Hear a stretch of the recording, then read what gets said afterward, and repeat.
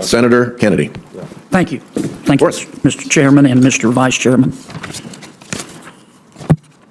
Mr. Schumacher, welcome. You were, who invited you here today? I came with Protect Our Winters. Right. But you're here on behalf of the Democrats or the Republicans? I'm here on behalf of the outdoor enthusiasts around America. Okay. You were contacted by Senator Whitehouse's staff? I personally came with Protect Our Winters, so I don't know how that went Okay. exactly. What is carbon dioxide? I went to high school, but that's carbon dioxide is a gas. Okay. I'm not a professional to talk about carbon dioxide so much, but Well, you want us to abide. In the halls of the United States Senate, policy debates often unfold not just through facts and figures, but through storytelling, personal testimony, and sharp political questioning. One such moment occurred during a recent Senate hearing focused on climate change, where tensions flared between Senator John Kennedy, RLA, and a witness representing Protect Our Winters, POW, a nonprofit advocacy group that mobilizes athletes and outdoor enthusiasts to push for action on environmental and climate issues. The witness, a professional cross-country skier, was not a climate scientist, economist, or policymaker. Instead, they came before the committee to speak from lived experience about how climate change has already begun to reshape winters, reduce snowfall, and threaten livelihoods in mountain communities. Their goal was to put a human face on a planetary problem, a strategy often employed in congressional hearings to connect technical subjects to real-world impacts. However, the hearing quickly veered into more adversarial territory, particularly once Senator Kennedy began his line of questioning. Known for his colorful rhetoric and prosecutorial tone, Kennedy seized the opportunity to press the witness on complex scientific and economic matters, including the nature and role of carbon dioxide in the atmosphere, the cost and feasibility of transitioning away from fossil fuels, and the global impact of U.S. emissions reductions. When the witness acknowledged they were not an expert on these technical points, reaffirming their role as an athlete and concerned citizen rather than a scientist-senator, Kennedy pivoted to a new strategy. I went to high school, but that's carbon dioxide is a gas. Okay. I'm not a professional to talk about carbon dioxide so much, but Well, you want us to abolish it, right? no, there's always going to be carbon dioxide. Right. So what is it you want us to do? Let me back up, because I want to, I mean, you're here as an expert. Tell me more about what carbon dioxide is. I'm here as an expert cross-country skier who sees the changes in my winters and the landscape that I live in Alaska. And so carbon dioxide is what I see it as is, it's a gas that exists in our atmosphere. And What, is it the major part of our atmosphere? Or? it's a huge part of our atmosphere, yes. It's actually a very small part of our atmosphere. Well, okay. But, yeah, I don't know. What are you asking specifically? Well, you said we need to reduce carbon dioxide emissions. I'd like to know first if you know what it is. You want us to abolish fossil fuels? I never said that. You never have said that? No. Okay. What do you think we ought to do with fossil fuels? What will we do with fossil fuels? Yeah. Should we make any changes? I would like to see a decrease in the use of fossil fuels. I think there's a possibility to use more electric generation. Okay. Over what period of time? 10 years, 50 years, 100 years? Discrediting the witness based on their social media history. The claim that the war on drugs was deliberately created to incarcerate Black Americans, a call to abolish the police in favor of a new form of public safety, and a statement accusing the Los Angeles Police Department of exhibiting systemic racism. These tweets, Kennedy suggested, raised concerns about the witness's political bias and judgment.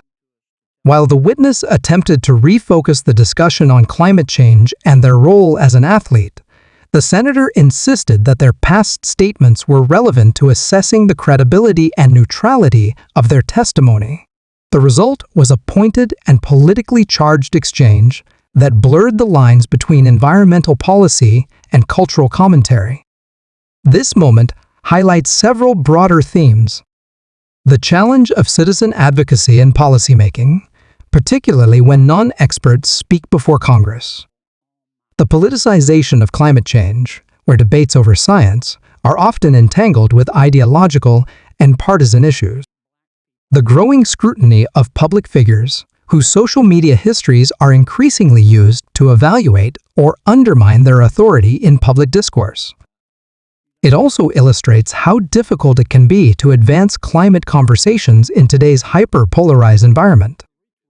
Even when the message is personal and heartfelt, it may be drowned out by political posturing and ideological point scoring. This hearing, and the exchange between Senator Kennedy and the witness, serves as a vivid example of the intersection of environmental advocacy, political theater, and the power dynamics of public testimony in the U.S. legislative system. That's not, I would like to see it come as fast as possible while continuing. How fast? Sorry? How fast?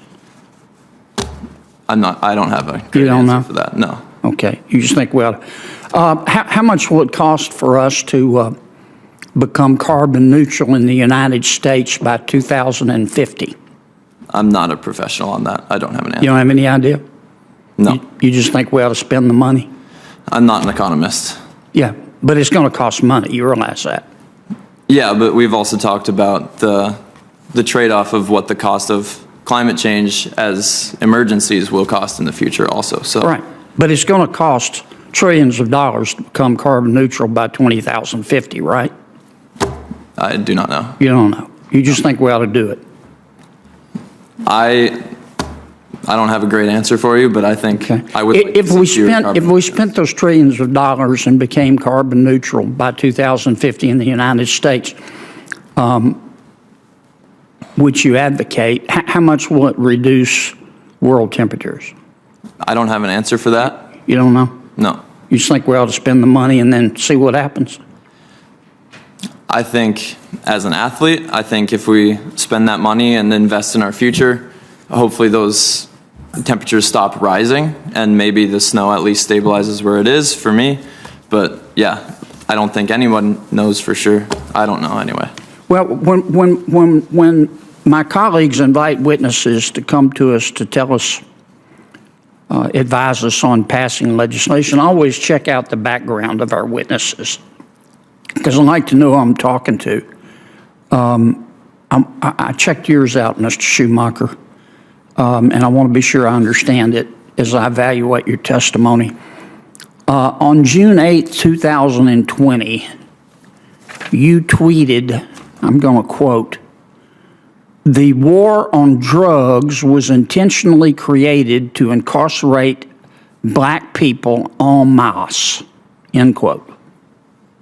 The war on drugs, you said, was intentionally created to incarcerate black people en masse.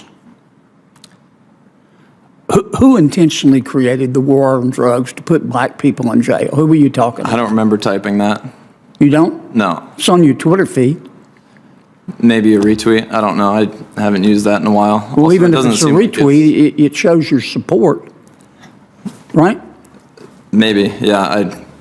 But it's not the topic of this conversation. I think. Right. But it has to do with, you're here giving us advice, and I just kind of like to know a little bit more about your point Yeah, of view. I'm here as an athlete giving you my story and what I've seen in my field. On August 27th of 2020, you tweeted this, quote, I'm going to quote, "Police are paid with taxpayer dollars. If they are not answerable to us, we can demand new service, and that's what this is. Abolish the police in favor of that new service," end quote. You think we ought to abolish the police, do you? Again, not the topic I'm here to talk about today. I know, but you tweeted it. Do you think we ought to abolish the police? That's not what I'm here to talk about. Should we do that before or after we get rid of fossil fuels? I'm not going to address that. That's, You don't want to address it, okay. Let me ask you about one more of your tweets. On August 26, 2020, you tweeted, there's a picture, I'm not going to describe the picture, but you said, quote, your words, not mine, it's on your Twitter feed, quote, this is what systemic racism looks like. The Los Angeles Police Department is literally policing only the Black Lives Matter side, end quote. What'd you mean by that? This is still off topic. No, it's not. You're here as an expert telling us, advising us, and I'm asking you about your background. I'm here as an athlete to talk about the effects of climate change on my sport. Okay, let's go back. Well, I'm almost out of time. Senator, you're well out of time, and we have other senators waiting, so please Okay. wrap up when you have a moment. All right. Thank you all for your testimony.